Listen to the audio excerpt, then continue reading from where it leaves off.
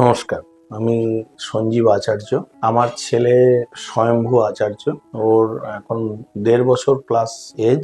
ও গত 15 তারিখ রাত্রি 9:30-10টার সময় দরজার ফাঁকে আঙ্গুল দিয়ে দিয়েছিল এবং সাডেনলি দরজা বন্ধ হয়ে যাওয়াতে ওর আঙুলগুলো খুব হেভিলি স্ম্যাশড হয়। এবং ওই ঘটনার পর আমরা উত্তর বাক্সারায় থাকি, সেখান থেকে আমরা এই নারায়ণা মাল্টি স্পেশালিটি হসপিটালে ইমার্জেন্সি ডিপার্টমেন্টে আসি এবং সেখানে ডক্টররা সবাই চেক আপ করার পর ওর ইনস্ট্যান্ট এক্স-রে হয় এবং সমস্ত রিপোর্ট দেখার পর অর্থোপেডিক ডক্টররা দেখেন এবং ওনারাই সাজেস্ট করেন যে প্লাস্টিক সার্জেন্টের সঙ্গে কনসাল্ট করতে।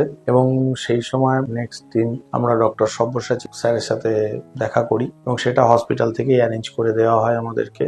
এবং হসপিটাল স্টাফেরা সবাই ভীষণভাবে কোঅপারেট করেছেন আমার সাথে। এবং তারপর এখানে ডক্টরবাবু দেখেন, উনি ওন্সটা ভালো করে চেক আপ করেন এবং চেক আপ করে দেখে বলেন যে আমার ছেলের লেফট হ্যান্ডের মিডল এবং সাইড ফিঙ্গারে নেলস গুলো উঠে গেছে এবং নেল বেডটাও হ্যাভিলি ইনজিওর্ড হয়েছে, যার জন্য ওটা নেল বেড রিকনস্ট্রাকশন অপারেশন করার প্রয়োজন আছে। তো তারপর আমরা ওনার কথাতে সম্মতি হই এবং হসপিটাল ম্যানেজমেন্ট আমাদের সাথে ভীষণভাবে কোঅপারেট করেন এবং তারপর আমরা অ্যাডমিট করি বাচ্চাকে এবং বাচ্চার মা ওর সাথে থাকে। এবং তারপর 17th মর্নিং এ ওর অপারেশন হয়। Operation successful. ডাক্তারবাবু আমাদের অ্যাসিওর করেছেন যে ওর নেল বেড এবং নেল রিকনস্ট্রাকশন সার্জারি পারফেক্টলি ওকে এবং ইন ফিউচারে ওর এটা নিয়ে কোনো প্রবলেম হবে না। তো আফটার অপারেশন ও সম্পূর্ণ সুস্থ আছে। ওর স্লোলি সেন্সও পুরো ফিরে এসছে এবং তারপর as it is normal activity করছে এবং আন্ডার মানে এখানকার সুপারভিশনে রয়েছেন,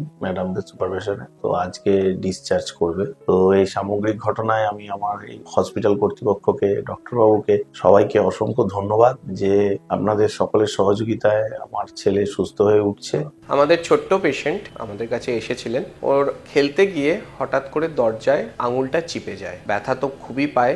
তারপরে বোঝা যায় যে নোকটা বোধহয় উপড়ে গেছে। এবার নোখের যে অ্যানাটমি হয় সেটা যদি আপনি দেখেন, তো আমরা যে নোকটা দেখতে পাই সেটাকে নেল প্লেট বলে। নেল প্লেটের নিচে যে চামড়াটা থাকে, জানবেন খুব ব্যথা হয় নোকটা যদি ভেঙে যায় বা লেগে যায় কোনো জায়গায়, সেটাকে নেল বেড বলে। আর নখের যে প্রক্সিমাল অংশ সেখানে থাকে germinal matrix and sterile matrix.